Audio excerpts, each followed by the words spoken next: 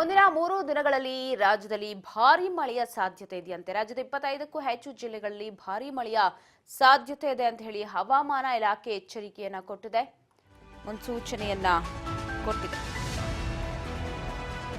ಒಡಿಶಾದ ಕರಾವಳಿಯಲ್ಲಿ ವಾಯು ಭಾರ ಕುಸಿತವಾದ ಹಿನ್ನೆಲೆ ರಾಜ್ಯಕ್ಕೂ ಎಫೆಕ್ಟ್ ತಟ್ಟಲಿದ್ದು 3 ದಿನಗಳ ಕಾಲ ಭಾರೀ ಮಳೆಯ ಮುನ್ಸೂಚನೆ.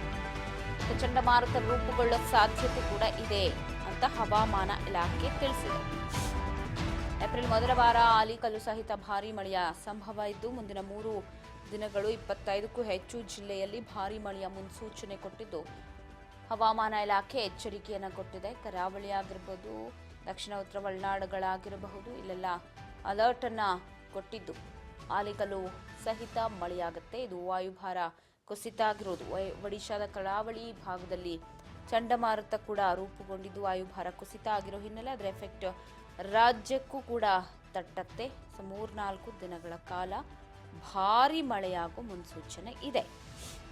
ಇದು ಹವಾಮಾನ ಇಲಾಖೆ ಎಚ್ಚರಿಕೆ ಕೊಟ್ಟಿದೆ. ರಾಜ್ಯದಲ್ಲಿ 6 ದಿನಗಳ ಕಾಲ ಭಾರೀ ಮಳೆಯಾಗುತ್ತಂತೆ. ಏಪ್ರಿಲ್ 4ರಿಂದಲೇ ಮಳೆಯ ಮುನ್ಸೂಚನೆಯನ್ನ ಕೊಟ್ಟಿದೆ ಹವಾಮಾನ ಇಲಾಖೆ.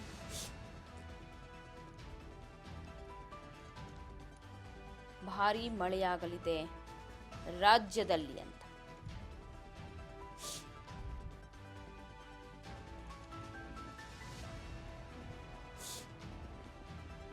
ಏಪ್ರಿಲ್ ಮೊದಲ ವಾರದಲ್ಲೇ ಮಳೆಯ ಮುನ್ಸೂಚನೆ ಕೊಟ್ಟಿದೆ. ಹವಾಮಾನ ಇಲಾಖೆ ಎಚ್ಚರಿಕೆಯನ್ನ ಕೊಟ್ಟಿದೆ. ಕರಾವಳಿ ಒಳನಾಡು ಪ್ರದೇಶ ಇಲ್ಲೆಲ್ಲ ಭಾರೀ ಮಳೆಯಾಗತ್ತೆ, ಎಚ್ಚರಿಕೆಯಿಂದ ಇರಿ ಅಂತ ಹೇಳಿ ಎಚ್ಚರಿಸಿದೆ ಹವಾಮಾನ ಇಲಾಖೆ.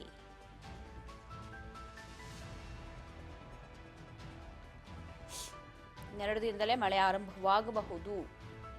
ಒಡಿಶಾದ ಕರಾವಳಿ ಭಾಗದಲ್ಲಿ ವಾಯುಭಾರ ಕುಸಿತ ಆಗಿರೋ ಹಿನ್ನೆಲೆ ಅದರ ಎಫೆಕ್ಟ್ ರಾಜ್ಯಕ್ಕೂ ಕೂಡ ತಟ್ಟಲಿದ್ದು ಅಲರ್ಟ್ ಅನ್ನ ಘೋಷಣೆ ಮಾಡಿದೆ ಹವಾಮಾನ ಇಲಾಖೆ.